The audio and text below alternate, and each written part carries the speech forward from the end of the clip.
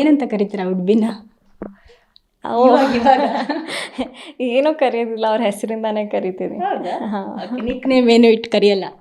ಸದ್ಯಕ್ಕೆ ನಾನೇನು ಇಟ್ಟಿಲ್ಲ. ಹೇಳಲ್ಲ ಅಷ್ಟೇ. ಇಲ್ಲ ನಾನೇನು ಇಟ್ಟಿಲ್ಲ. ಅವರು ಏನು ಕರೀತಾರೆ? ಅವರು ವೈಶ್ ಅಂತ ಕರೀತಾರೆ. ವೈಶ್ ಅಂತ ಕರೀತಾರೆ. ಓಕೆ, ಮದುವೆ ಅಂತೂ ಹೇಳ್ತಾ ಇಲ್ಲ ನೀವು ಯಾವಾಗ ಅಂತೇಳಿ. ಯಾವ ಥರ ಏನು ಪ್ಲ್ಯಾನ್ ಮಾಡ್ಕೊಂಡಿದ್ದೀರಾ ನೀವು? ಎಂಗೇಜ್ಮೆಂಟ್ನೇ ತುಂಬ ಡಿಫ್ರೆಂಟಾಗಿ ಮಾಡ್ಕೊಂಡ್ರಿ, ಸೆಲೆಬ್ರೇಷನ್ ತುಂಬ ಚೆನ್ನಾಗಿತ್ತು. ಮದುವೆನ ಇದೇ ಥರ ಆಗಬೇಕು ಅಂತ ಒಂದು ಕನಸಿರುತ್ತೆ ಪ್ರತಿಯೊಂದು ಹೆಣ್ಮಕ್ಳಿಗೂ. ಅದ್ರ ಬಗ್ಗೆ ಹೇಳೋದಾದ್ರೆ? ಡೆಫಿನೆಟ್ಲಿ ಯಾವುದೇ ಥರ ಆದರೂ ಸಿಕ್ಕಾಪಟ್ಟೆ ಮಜಾ ಅಂತೂ ಇರುತ್ತೆ ನಮ್ಮ ಮದುವೆಯಲ್ಲಿ.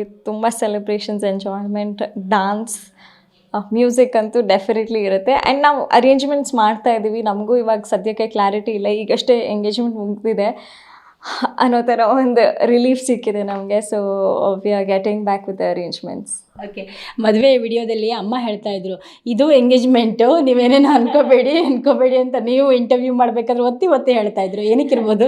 ಬಿಕಾಸ್ ಯಾಕೆ ಅಂದರೆ ಎಷ್ಟೋ ಯೂಟ್ಯೂಬ್ ಚಾನೆಲ್ಸಲ್ಲಿ ಅದೇನು ಅವ್ರಿಗೆ ಎಲ್ಲಿಂದ ಇನ್ಫಾರ್ಮೇಷನ್ ಸಿಗುತ್ತೆ ಅಂತ ಗೊತ್ತಿಲ್ಲ ನನಗೆ. ಅದು ಅಷ್ಟು ಕರೆಕ್ಟಾಗಿ, ಅಷ್ಟು ಕಾನ್ಫಿಡೆಂಟಾಗಿ ಎಲ್ಲರೂ ಮಾತಾಡ್ತಿರ್ತಾರೆ.